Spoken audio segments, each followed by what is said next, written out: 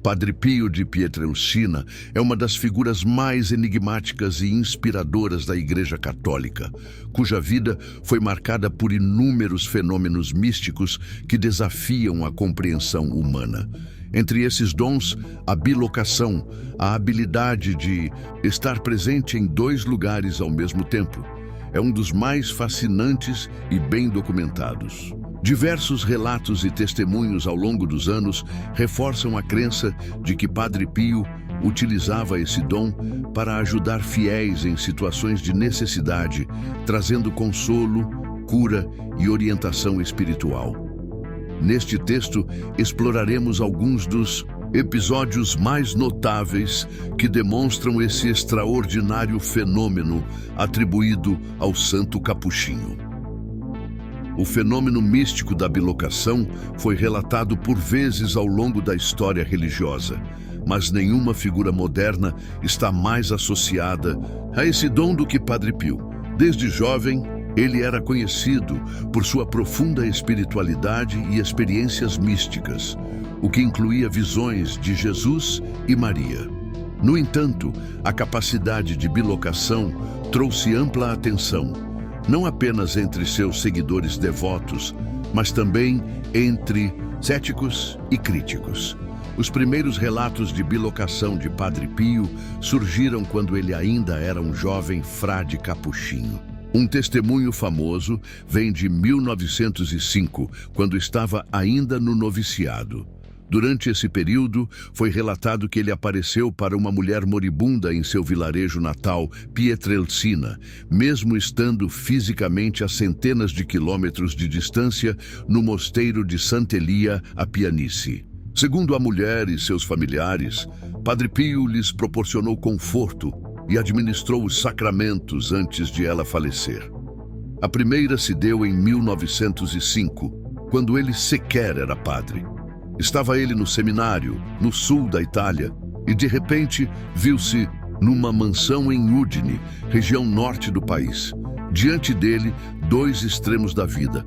Um pai morria no exato momento em que nascia a sua filha. A menina, chamada Giovanna Rizzani, iria se tornar, anos mais tarde, sua filha espiritual.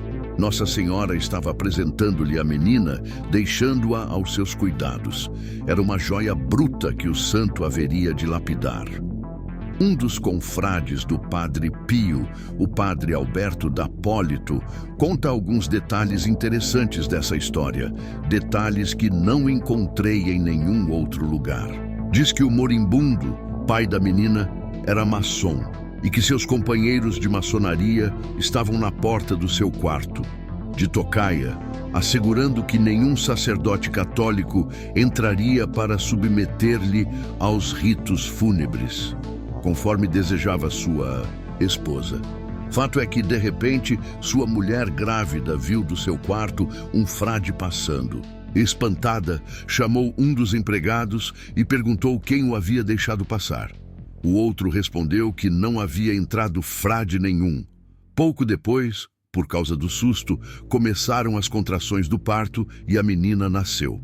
E nasceu frágil, dadas as circunstâncias. Então a mãe pediu um padre que a batizasse, e os maçons, enfim, deixaram-no entrar. Aproveitando o ensejo, o sacerdote também atendeu o moribundo e deu-lhe a unção dos enfermos. Segundo o relato, o homem morreu dizendo: "Meu Deus, piedade! Meu Deus, tenha misericórdia!" Anos mais tarde, essa mesma Giovanna, então com 17 anos, estava na Basílica de São Pedro em Roma, onde a mãe foi morar, quando lhe surgiram dúvidas sobre a Santíssima Trindade. Aflita, ela achou no templo um frade capuchinho, pediu para falar-lhe e eles foram ao confessionário. Ali, o homem, com exemplos e metáforas, sanou os questionamentos da moça, e ela terminou muito agradecida. Por isso, pediu à amiga que a acompanhava que esperassem o monge para agradecê-lo mais uma vez. Esperaram e nada. Dali a tanto veio o Sampietrino, espécie de zelador da basílica, dizendo que era tempo de fechá-la. As moças então disseram o motivo da espera e perguntaram pelo capuchinho. Ele então foi ao confessionário e voltou dizendo que ali não havia frade nenhum. A igreja estava vazia, exceto por eles três. No ano seguinte, Giovanna ouviu falar do Padre Pio e foi ao convento visitá-lo. Chegando lá, o santo lhe disse entusiasmado: "Há tantos anos te esperava." Ela respondeu que talvez fosse um engano, que eles ainda não se conheciam e que jamais haviam se encontrado. O Padre Pio então retrucou: "Eu estava lá enquanto o seu pai morria e você nascia." Durante a Primeira Guerra Mundial, a bilocação de Padre Pio teria sido experimentada por soldados e civis, tanto na Europa quanto na América. Um caso notável envolve um soldado italiano que, durante uma batalha, viu um frade capuchinho surgindo no campo de batalha. O frade guiou o soldado através do caos, salvando sua vida. Mais tarde, quando o soldado voltou à Itália, reconheceu Padre Pio como o frade que o ajudou, apesar de Padre Pio nunca ter deixado seu mosteiro. Outro incidente fascinante envolveu uma mãe americana que rezava por seu filho perdido na guerra. Ela relatou que Padre Pio apareceu em sua casa, garantindo-lhe que o filho estava seguro. Meses depois, o filho retornou para casa e confirmou que um misterioso frade o ajudara a escapar de um campo de prisioneiros de guerra, descrevendo Padre Pio com precisão. Em um dia, um oficial do exército italiano foi para a sacristia e, assistindo, Padre Pio disse: "Sim, aqui está ele. Eu não estou errado." Ele se aproximou de Padre Pio e se ajoelhou em frente a ele e, chorando, disse: "Padre, obrigado por me salvar de morte." Aquele homem contou para aquelas pessoas que estavam lá: "Eu era capitão da infantaria e um dia, no campo de batalha, em uma hora terrível não longe de mim, eu vi um frade que disse: 'Senhor, fique longe desse lugar.' Eu fui para ele e assim que eu me movi um estouro de granada no mesmo lugar onde eu estava poucos segundos antes. Aquela granada abriu uma cratera. Eu me virei para achar o frade, mas ele não estava mais lá. Padre Pio, que estava em bilocação, tinha salvado a vida dele." Durante sua vida no convento em San Giovanni Rotondo, numerosos relatos de bilocação surgiram tanto de frades quanto de peregrinos. Uma história amplamente conhecida diz respeito a um empresário italiano que estava desesperado por causa de dificuldades financeiras.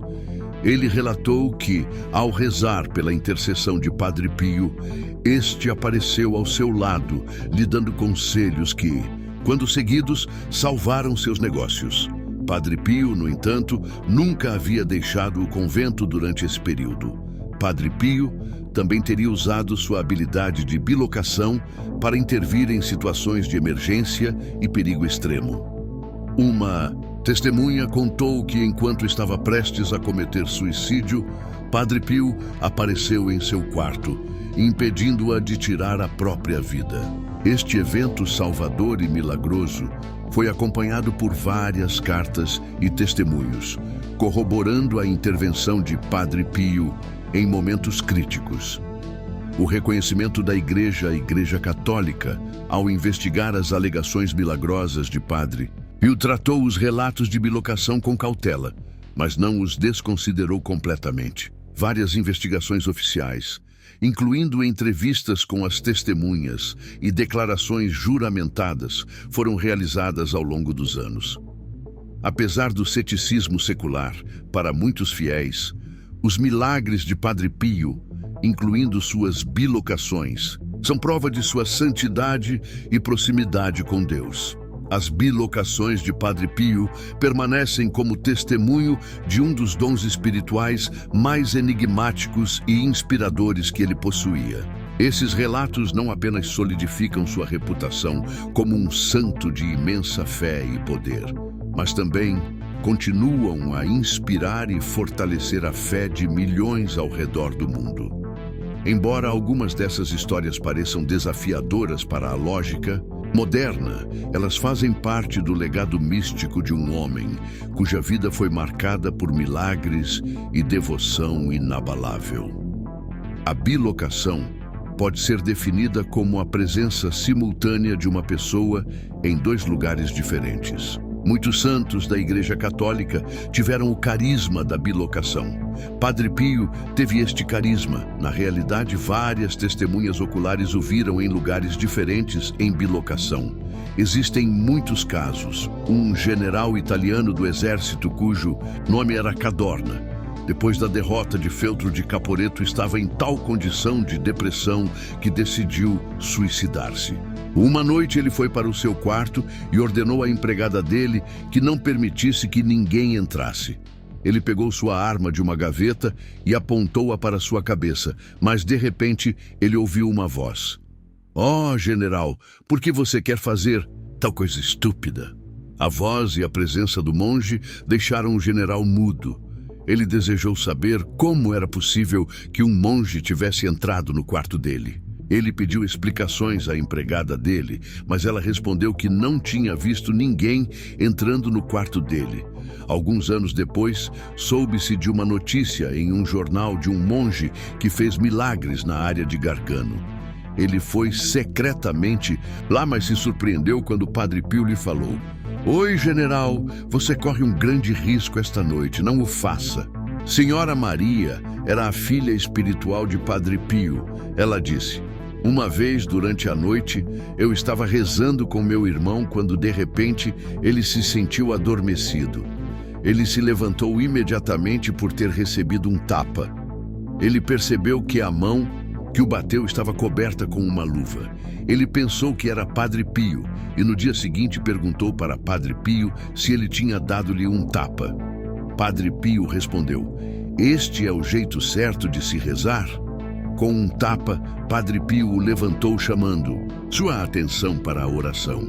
Em 1946, uma família americana foi da Filadélfia para São Giovanni Rotondo para agradecer Padre Pio. Na realidade, o filho deles era piloto de um avião bombardeiro durante a Segunda Guerra Mundial. E Padre Pio, no céu do Oceano Pacífico, tinha-o salvo.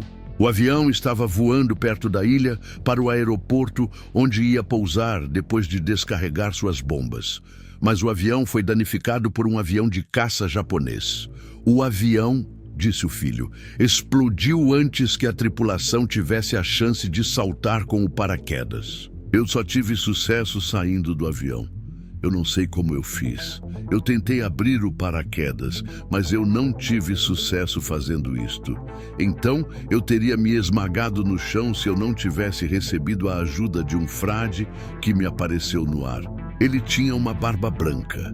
Ele me levou em seus braços e me colocou suavemente no aeroporto. Você imagina que tipo de surpresa eu tive? Isto retirou minha fala. Ninguém acreditava em mim. Mas por causa de minha presença, todo mundo teve que acreditar. Eu reconheci o frade que salvou minha vida quando, depois de alguns dias, me deram licença e eu fui para casa. Eu vi o monge nas fotografias de minha mãe. Ela me falou que tinha pedido para Padre Pio que cuidasse de mim. Uma mulher tinha ido para a casa da filha dela. Ela teve câncer em um dos braços e ela concordou com sua filha em enfrentar uma cirurgia. O médico tinha lhe pedido para ser paciente e esperar alguns dias antes de estabelecer a data para a cirurgia. O marido da filha dela enviou um telegrama para Padre Pio, onde lhe pedia que rezasse para a sogra dele. Em pouco tempo, o telegrama chegou a Padre Pio. A mulher que estava no quarto só viu um monge entrar pela porta.